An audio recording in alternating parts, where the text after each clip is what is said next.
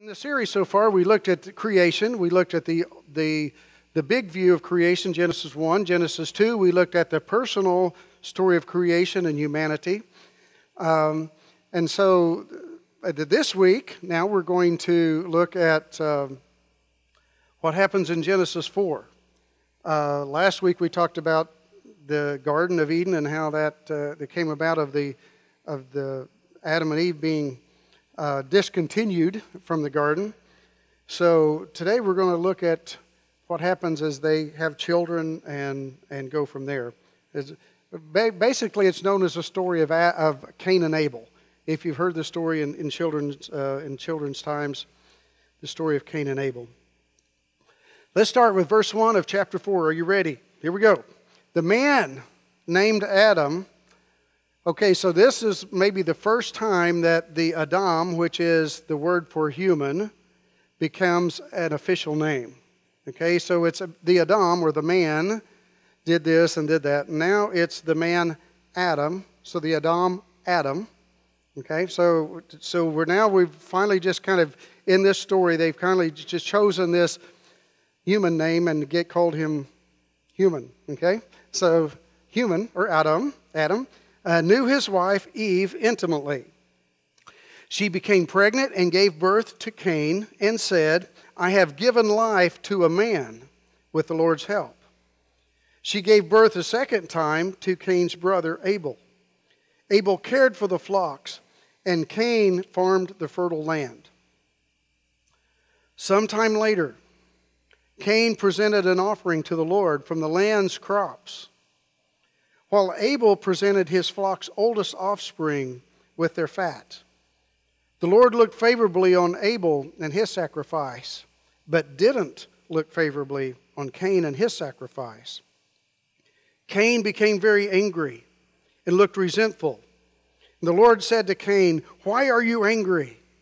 And why do you look so resentful?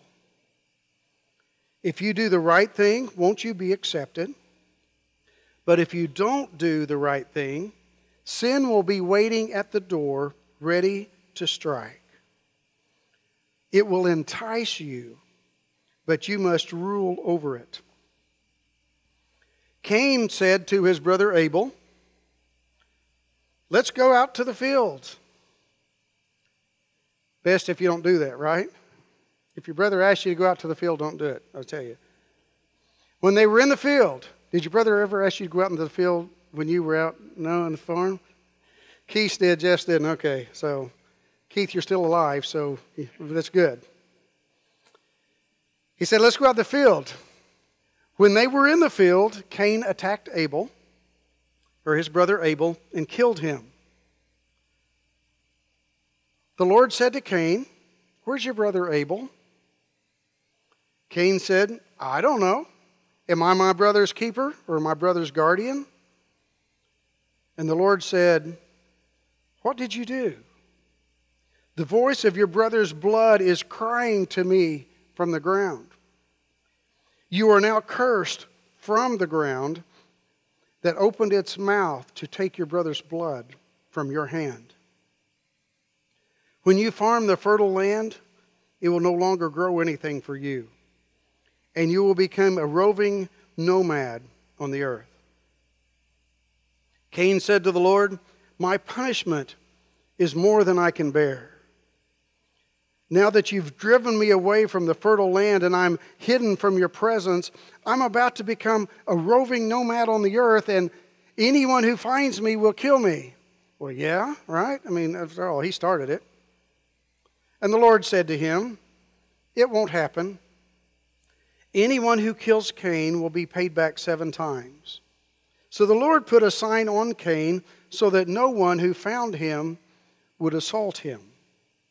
Cain left the Lord's presence, and he settled down in the land of Nod, east of Eden. Now I want to go down and read the last 2 verses of this chapter. Adam knew his wife intimately again, and she gave birth to a son. She named him Seth, because God has given me another child in place of Abel, whom Cain killed. Seth also fathered a son, and named him Enosh. At that time, people began to worship in the Lord's name or in Yahweh's name. So the first thing I see in this story is that there is this intimate friendship with God and with each other in this time of history. There's this thing going on. There's this intimacy that is happening. And intimacy is an awesome experience. You know, intimacy is the experience of knowing and feeling acceptance. When we have intimacy with somebody, we know acceptance from them. Intimacy reassures us through contact that is pleasurable rather than demeaning or hurtful. When this intimacy that we have when family living happens when we live in harmony with God, and so we have a sense of peace, that there is this there's this absence of fear and emptiness. Intimacy, I think, allows us to be in a relationship that over a period of time grows and blossoms into something spectacular. So we have Adam and Eve, okay? They lived in an intimate relationship with each other and with God and with their world. And the world and the relationship in which we now live is quite different from that. Perfect love, harmony, and peace are the things that people only hope to possess in our world today, because people are at war, they pollute the environment, they make their living at taking advantage of other people. And because of our stewardship of the earth, more of the earth's soil is useless, and death and disease claim lives of adults and children alike because of the way we've not been good stewards of the earth that God gave us. All of this is happening because the real problem is, and what breaks down intimacy, is sin. Our world, our society still seeks peace. Our world still wants harmony and intimacy, but these are elusive.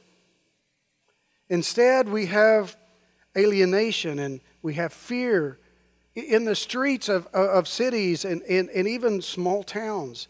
You know, playgrounds and homes all over. Human beings experience separation from the knowledge of the goodness of God. We know often what is good, but we just don't seem to get there. And so maybe as we read this story, we might say we've become the descendants of Cain.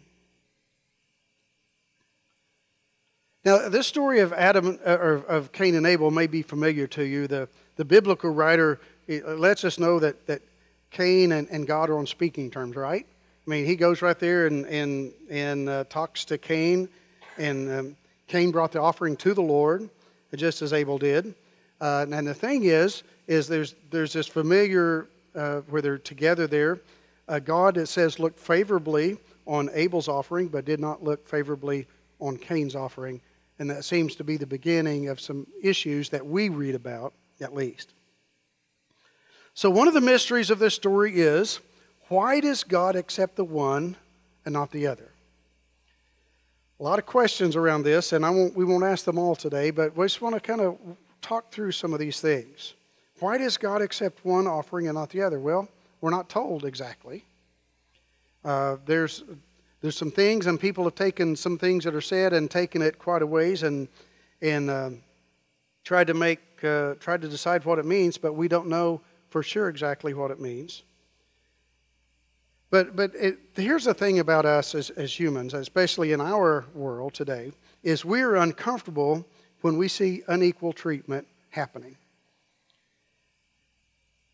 My kid better get a trophy whether he came in first or last, right? Because we want equal treatment. And so we're uncomfortable with the unequal treatment between Cain and Abel. Matter of fact, if you look at Malachi chapter 1, there we read about another time when God treated differently. Here we read in Malachi 1, we read that about God's love for Jacob and his hatred, it says, for Esau. I mean, weren't Esau and Jacob brothers? And yet Scripture says Jacob I have loved, but Esau I have hated. Where do you get off hating one? The words seem so unfair, especially when we think of the kind of person that Jacob was, right? When you think about that story. He deceived his father into giving him blessings. He stole from his brother, his older brother Esau, and yet he's the one that God loves.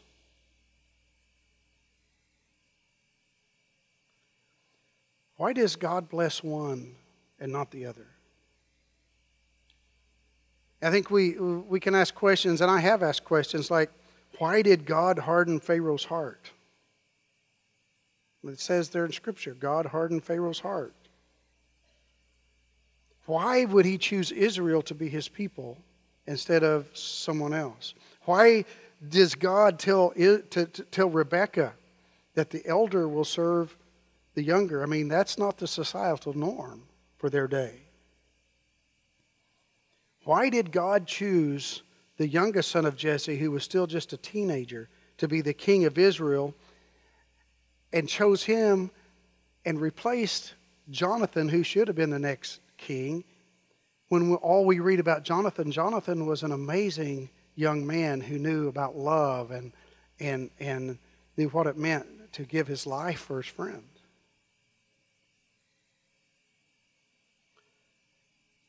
See, we're people that we feel like we know good from evil for the most part when we see it, right? And so these questions are their theological questions for us. And Paul really confronts us in Romans when he says that the same question. He says, why should God speak the promise to Isaac and not to Ishmael? Ishmael, again, was the firstborn. See, the Jews are the descendants of Isaac, and the Arabs are the descendants of Ishmael. So here's a question off the side, okay? Why is it there are always two sons? Why couldn't there just be one, and then it wouldn't be all the problems, right? You know what I mean? Because always two sons. So what happens is our natural feelings, our knowledge of good and evil wants to call God unfair, wants to call God unjust. But listen to what Paul says. He says this, he in one of his writings, he says, can the potter do what he wants with his clay? Can the clay trust the potter?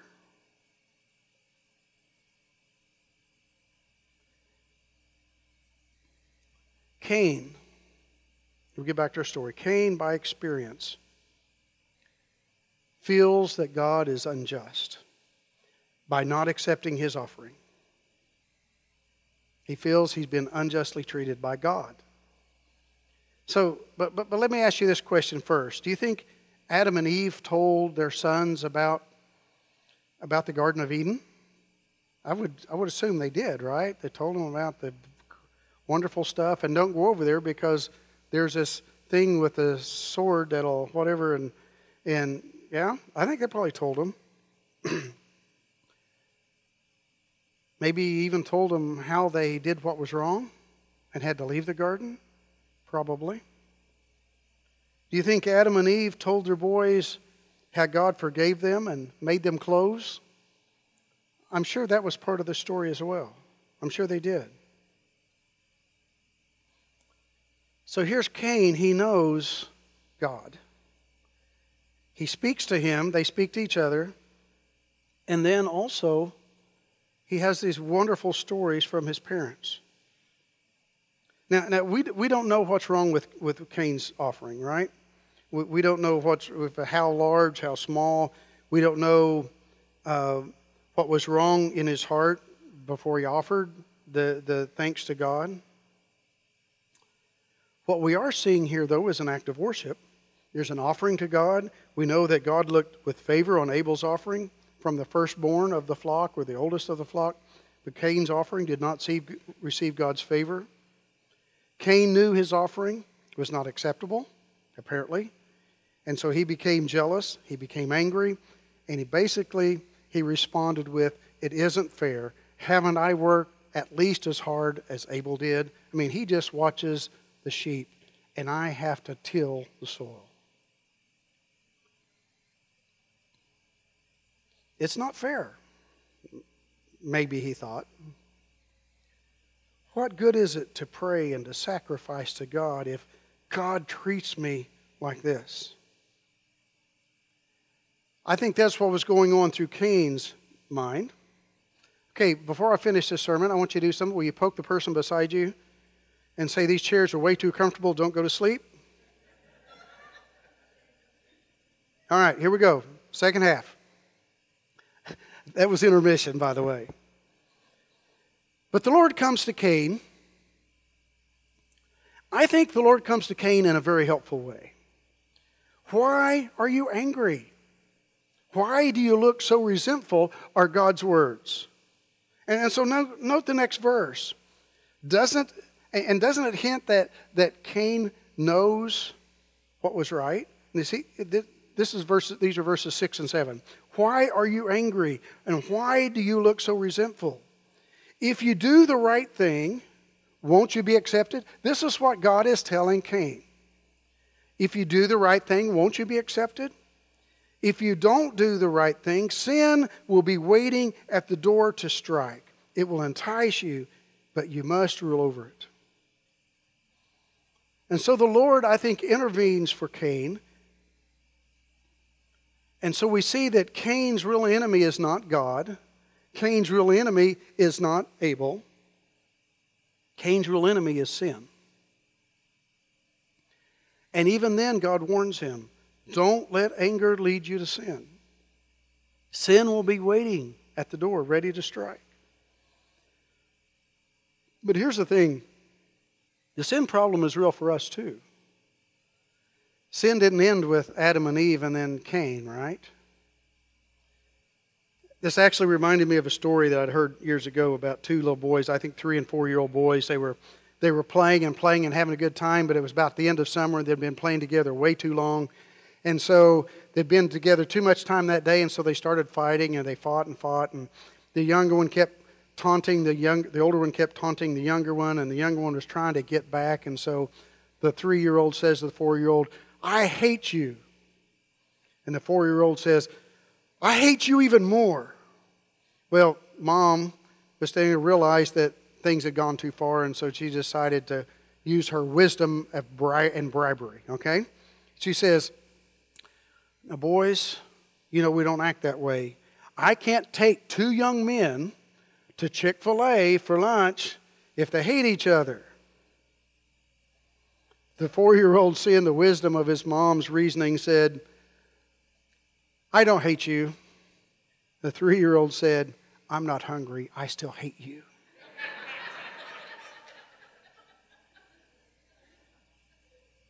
There's always 2 boys in these stories, aren't there? See, like Cain, we're easily overpowered by our sense of injustice. We forget what we've done, and when something doesn't happen to fit us, then we feel like we're not getting our fair share. Fair share. Trevor Smith is a younger pastor in our conference, and I've mentored him for several years, and we work on sermons together. Actually, we're working on this sermon series together. We get together and just talk things through and help each other. And so he was telling me, I was asking him how he dealt with his daughters. He has 2 really young daughters, and I asked him how he dealt with them when they decided that life wasn't fair. And he said, well, they've decided that life's not fair because they'll come and they'll say, Daddy, that's not fair. I said, so how do you respond to that? And so Trevor told me this. He said, this is how I respond. Honey, life's not fair, but it's okay. You'll be okay. And when we want to look at things, maybe life isn't fair. The things just don't go our way always. And we don't get our fair share, or somebody else gets a promotion, or somebody else gets to do this, or somebody else doesn't have to do that, right? Think about this, Joseph's brothers, right? In Genesis 37, I believe Joseph's brothers resented what appeared to be favoritism by their father.